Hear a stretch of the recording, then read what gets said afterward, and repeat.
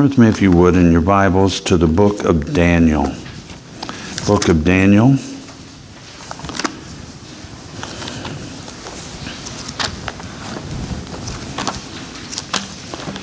Daniel chapter 7.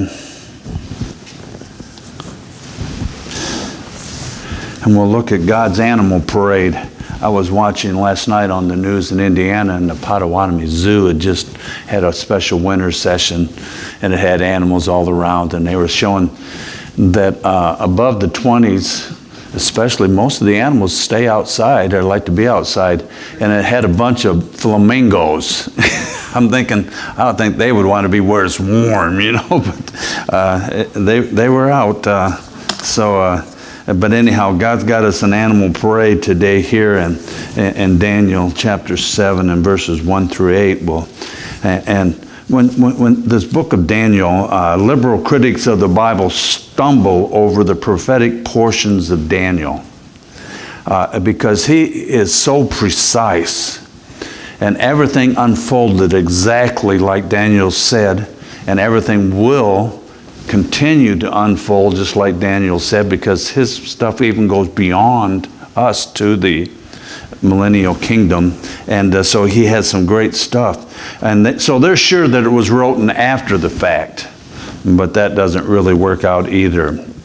But no matter how one reads history or prophecy of secular or religious prophets, we all recognize that strange things are happening in our world today.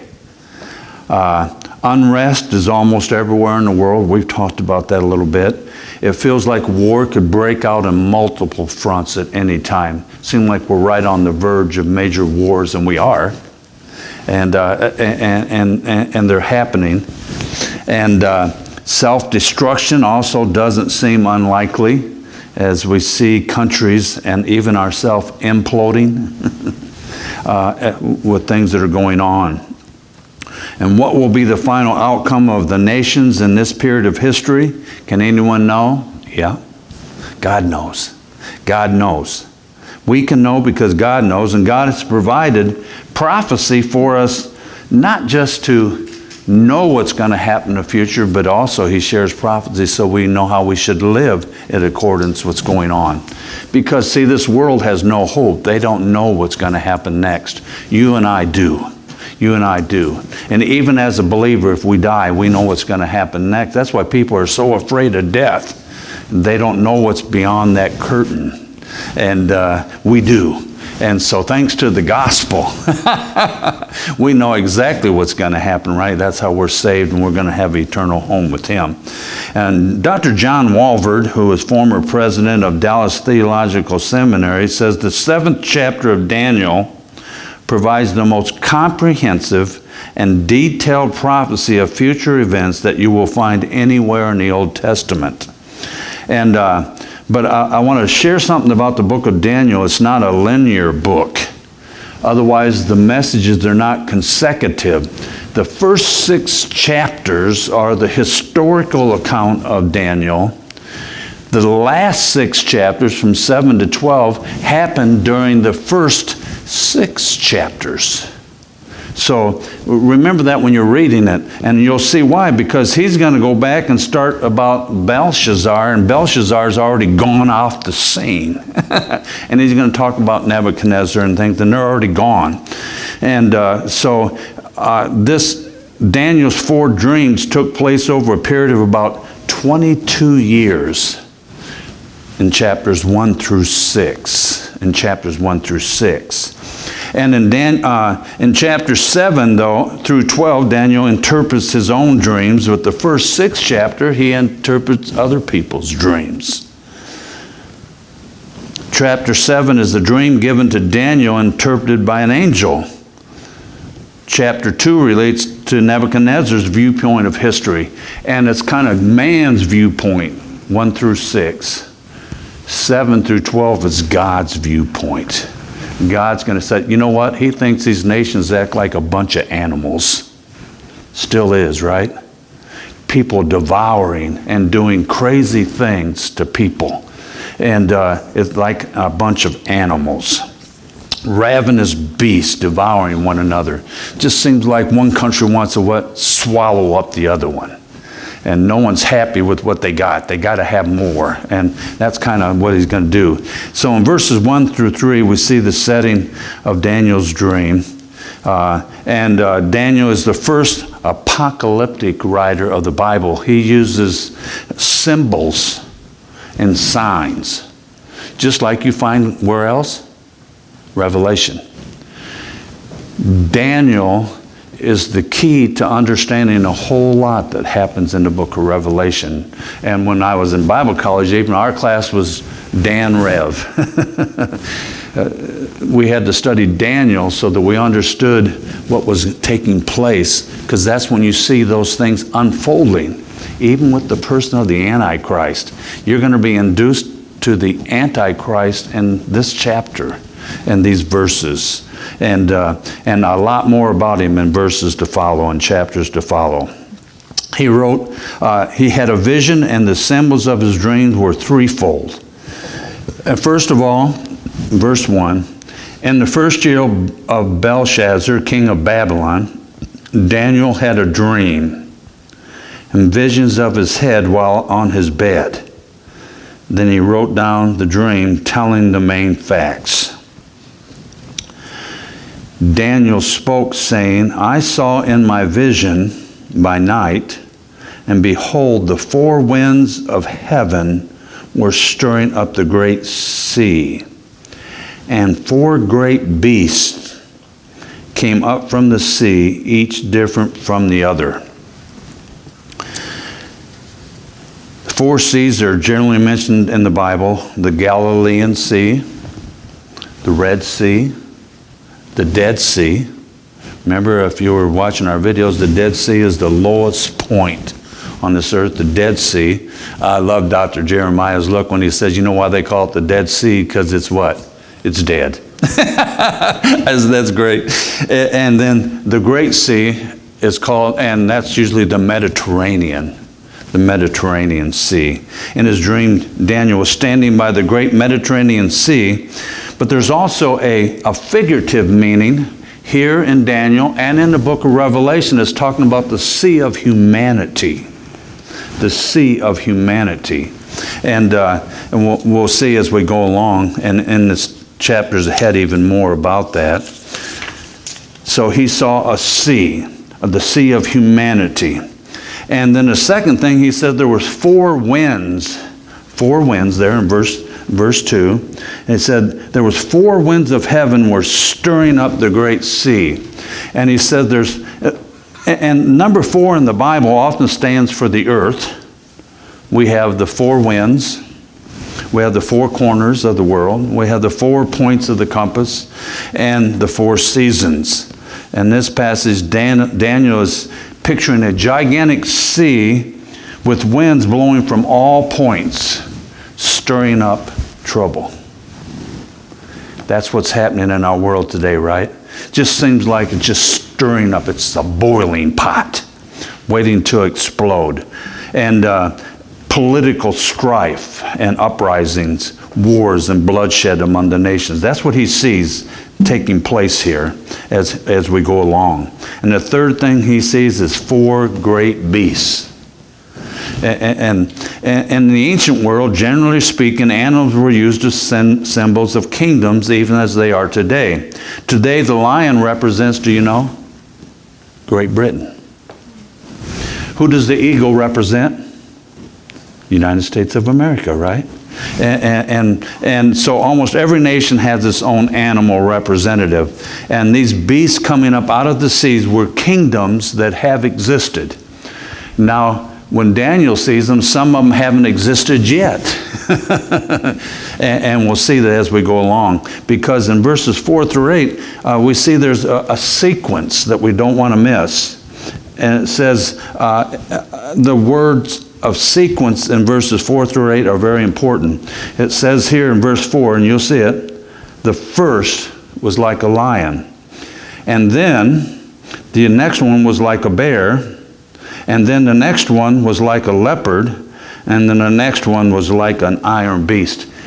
So we see that they happened after one another. After one another, the sequence there, they followed each other one at a time. And the first one, as we see, is the lion, and that coincides with what he saw in chapter 2. Remember that big, tall statue and the head of gold? Do you remember who that was? Babylon, right? And that's who this lion's going to be.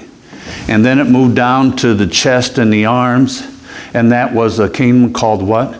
Medo-Persia. And that's going to be the bear. As we go along, you'll see that. And then we see the third one, after Babylon, they were overtaken by the Medo-Persians, and then the Persians were overtaken by Grecian armies. Alexander, the Great, and Greece overtook them, and that they're going to be the leopard, as we'll see here. And then it tells us that from history, we know that the next nation after this that overtook everybody was what? Rome. And so you see those, again, indicated just like in chapter 2. And even though these kingdoms haven't happened yet, Daniel lays this out with the vision from the Lord. And that's what blows these people that aren't believers' minds. They just can't believe that he could name everything perfectly. And as we'll see, even later on, he has the days when Christ rode in to Jerusalem, he had it right down to the day, hundreds of years beforehand. How can he do that? Because God knows everything, right? Everything, God, there's no past and present and future with God. God's always now. He knows everything, the past, the present, and future. That's pretty mind-boggling. The interpreters of chapter 7 will be of the same nations in sequence. And so we look at the first beast there, in verse 4. The first was like. And I circled that word in my Bible. It says like. Like. It doesn't say that it was a lion. It said it was what? Like a lion. And that's important when you're studying things. And had eagle's wings. I watched till its wings were plucked off, and it was lifted up from the earth and made to stand on 2 feet like a man, and a man's heart was given to it. Remember, the lion is the king of the beasts. That's why they have that cute show. Disney has what? The Lion King, right? And I watched all those. I haven't watched some of the new stuff, but when I had kids, I watched all those Lions King and those mean hyenas. And they had good lions and they had bad lions, But anyhow, it was good. I enjoyed that, along with Veggie Tales. God didn't use veggies, but he used animals. Because when he's looking at men and nations, they look like they're acting like animals. And then the eagle is the king of birds. Now, I love eagles. I love pictures of eagles and statues of eagles. And I love it now that we even have some eagles around here. 2 years ago, not last summer, but the summer before, I come down Hoffman, and there's one right in the middle of the road, right by Yoder's. Or Miller's, I mean. Miller's. Right by Miller's. There's one right by that pond, standing in the road. And he flew up and landed in a tree, and I said, man, I want to turn around and get a picture of that. And but it left before I could get back to get a picture. They also have them, when I used to do it, go into Huddleston's much ball, right there on the river, there's one that stays there, a big eagle that flies over there every once in a while. And then if you go out past Schweitzer Bridge, that eagle nest, and everyone goes and watches it because it's humongous, that eagle's nest there, and that's kind of cool. And they're around, and so they're the king of the birds kind of thing. And so the animal symbolizes the Babylonian Empire, which Daniel 2 was symbolized by the head of gold, and I got that to you. And the head of gold has now become a lion in God's eyes. Guess what their symbol was in Babylon? Was a lion. That was the symbol of their kingdom. And they would wear that on their shields. The king had lions, statues of lions beside his throne. And that was the national symbol of Babylon. And the wings indicate the swift conquest of a strong and cruel kingdom. Babylon was known for being cruel. They were cruel. They were fierce. They did cruel things. They went into towns and they ripped pregnant women open and threw their babies on the ground, and they would do all these kind of things and stack the heads of people up that they chopped their heads off on the gates, just showing that guess you don't mess with Babylon. It's kind of like Putin. You don't mess with Putin, otherwise you get your head stacked up on one of the stacks of the people that messed with Putin. And that's what but even maybe a little more fierce than Putin. Maybe. But we'll see the Antichrist will be worse than all these put together. And the first beast combined the majesty of a lion, the strength and power of an eagle.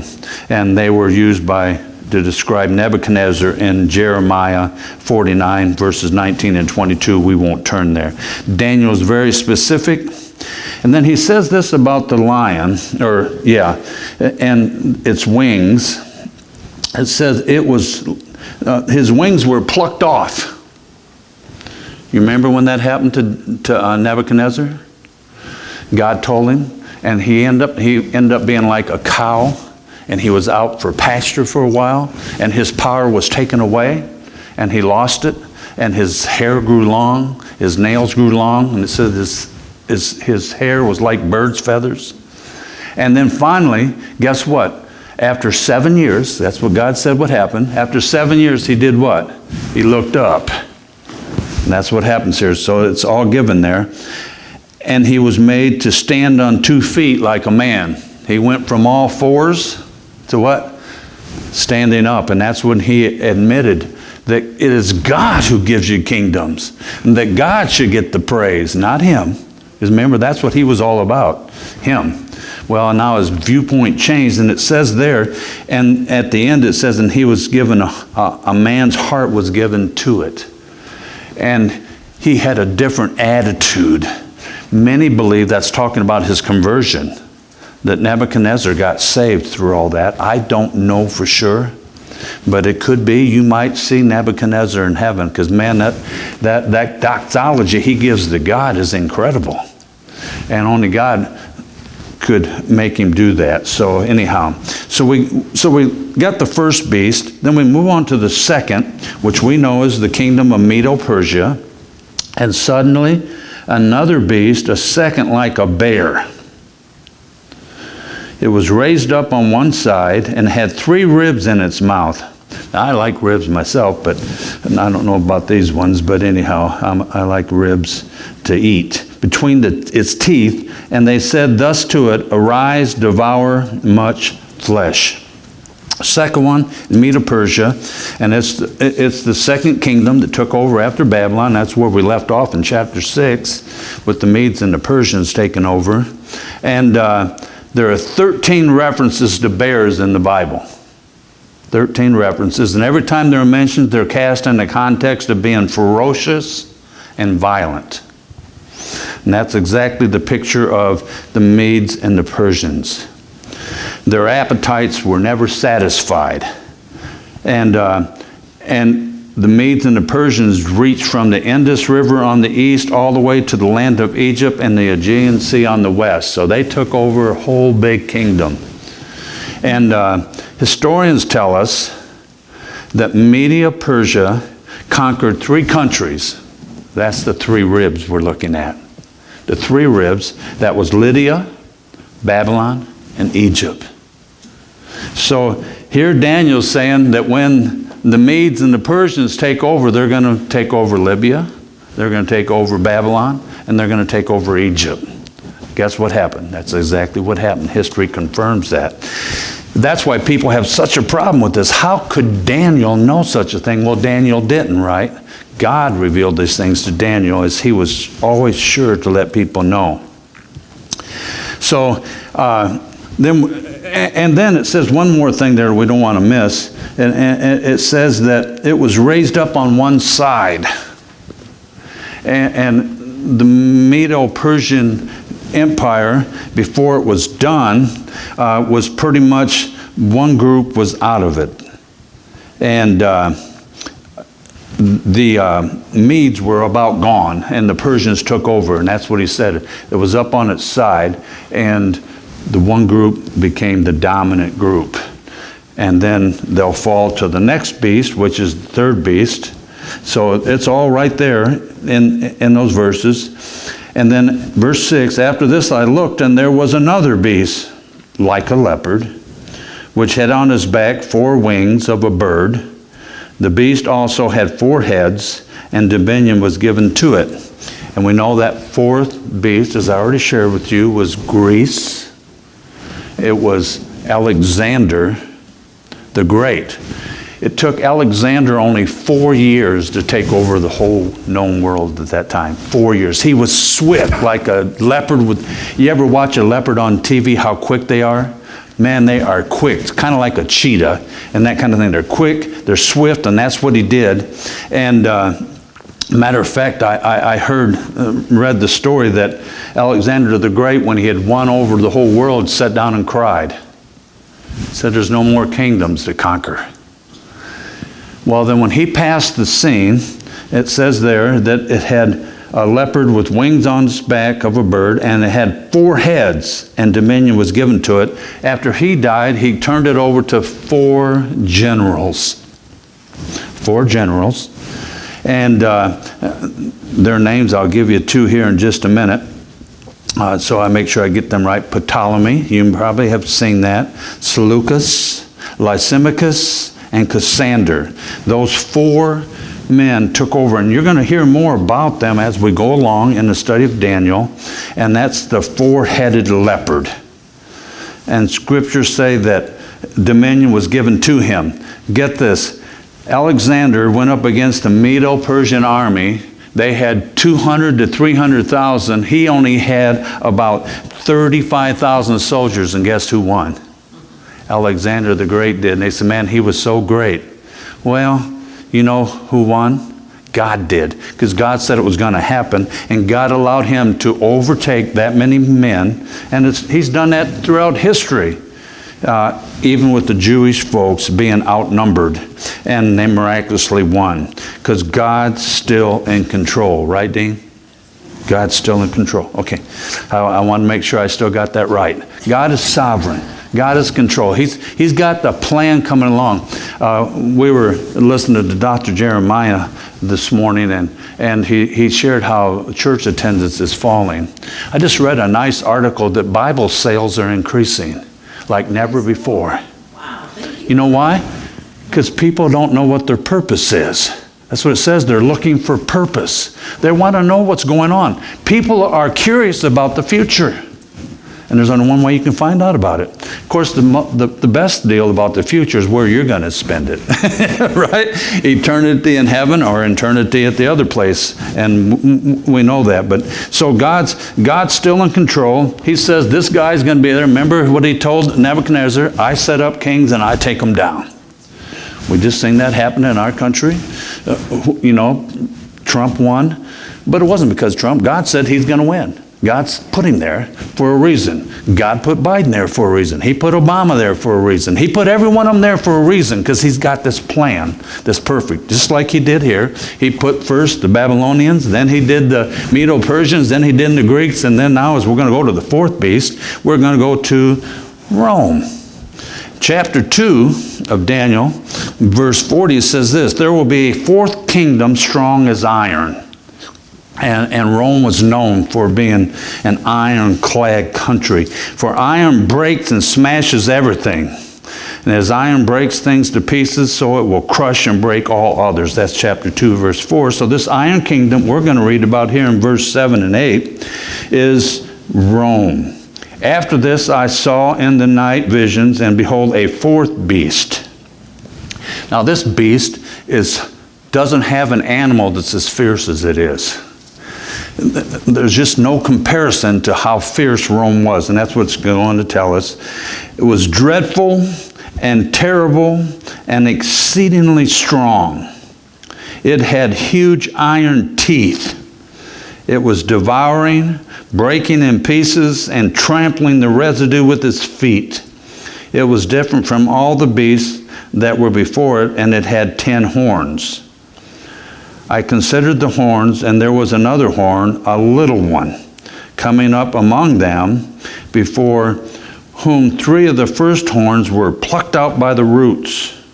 And there in this horn were eyes like the eyes of a man, and a mouth speaking pompous words, or blasphemous words, that could be translated. So there isn't any animal to describe it, so he says this beast is fierce and horrible and terrible. And Rome was known for its cruelty also. Because remember, guess what they invented? Crucifixion. And then it was Rome that crucified Peter. It was Rome that beheaded Paul. It was Rome that banished John. And of course, a lot of times folks don't understand that John also was thrown in a tank of boiling oil. And God miraculously got him through that, just like he did Shadrach, Meshach, and Abednego through the fire. It was Rome that crucified the Lord. It was Rome that burned Christians. They used to wrap them in things with oil in it and light them on fire. And matter of fact, Nero was known for taking and putting them up in different places and light them on fire to light whatever was going on. That's what he would do to Christians. That's cruel stuff, folks. And truly, it was different from all the beasts because it was so cruel. The 10 horns, it talks about, there's going to be a 10 kingdoms, as we'll see as we go along, that will rule simultaneously. And then amongst this 10-nation confederation, out pops a horn. That's the Antichrist. That's the Antichrist in our terms, but there's also a man who will fulfill that partially. His name was Antiochus Epiphanes the fourth, and we'll see him when we get farther along. Antiochus Epiphanes the fourth, he's the one that you'll read about in history that went right into the temple and offered a pig as a sacrifice. Now that's totally unacceptable to a Jew. They don't have anything to do with pork. And so, and we'll get more about him as we go along. But we know that there's never been a 10-part Roman Empire. Not yet. It has to be in the future. And that's why you'll hear prophetic people talk about, and commentators talk about, a revived Roman Empire. Nowhere in Scripture, nor in history, do we see where Rome was ever what? Conquered. Babylon was conquered. Medo-Persia was conquered. Greece was conquered. But the Romans, no. People still go there. There's still the Roman nation as a whole is still there. People come there and they just conform to whatever's going on there in Europe. It's still there. You and I are a lot like the Romans. We have a lot of Roman things we do. And say even our calendar is what? It's by the Romans. And so there's a lot there. Rome is the only kingdom that did not get conquered by great power, but it fell apart of internal corruption and rottenness. Sexual immorality and drunkenness just went crazy. And it imploded. And their power imploded. Just like we're seeing in the United States of America today. We're not at the powerful country we were at one time. Why? Because we're not the moral country we were at one time, right? Things taking place all the time. They're finding things of corruption in our leaders all the way down to right to our towns here. Right to our towns here. And I'm just saying that's everywhere. I'm not just picking on any place, and I'm not picking on any group. I'm just saying it's all over. And that's what's happening in the other worlds, corruption. Even, you see what's happening in Canada with Trudeau. And they're tired of the corruption and the things that are taking place, and they're what? They're imploding. They're imploding, and that's what happened to Europe. And so they're still there. And one day, maybe even through the Federation of Nations there and things, there'll be a 10 kingdom going to be there. And out of that 10 kingdom will come the Antichrist, and he will take out 3 of them right away when he does. And we'll read more about him as we go along. And we'll find out, even Daniel tells you what kind of man he is. And I believe what kind of homosexual man he is. I believe that he is a homosexual. The Antichrist. Says he has no desire for women. And you might wonder why this whole LGBTQIA thing's exploding. It's going to fall right into the hands of the Antichrist. And I believe that, and a lot of good men all along time. We'll see that as we go along. I'll prove that from Scripture. So we see there at the end, as we finish, the progress of humanity. Is this world getting better? Are we smarter than we ever were? Maybe. Technology has taken us places that's unbelievable. Medicine is made, but we're not getting better. The world as a whole, and each nation is what? It's getting worse. Matter of fact, that's why when you all remember real well, everyone thought the world was going to end in the year 2000. And they're still sure that it's going to end, either with a nuclear bomb, all those things. You know what? It's not going to, and I'm sorry, you're not going to all freeze to death, or you're not going to all be flooded. Because, that's what we've heard from some politicians. One time the ice age was coming back and we're all going to freeze. And you might think so today. But, and then one said that all the ice was going to melt and all the world was going to flood. And that didn't happen. You know why? Because that's not the way God said it's going to end. It's going to be here right when Christ comes back, and then when he comes back to set the millennial kingdom, so you can rest. People are so worried about those things in today's world. What's going to become of us? Well, God's got a plan, and it's going to work out fine. And God is preserving our human history, and he says that we'll be here until those 10 kingdoms are intact, and Jesus will come back, and the world will remain until Christ comes back. So I'm not worried about the world ending. I'm not worried about it as a Christian, but it will not happen. Now, I hear those doomsdayers still out there. If you don't quit burning your car, Jim, with gasoline in it, we're all going to die, and it's going to be your fault. And you know what? That's not going to happen. I'm sorry. It's not going to happen that way. That's not the way it's going to end.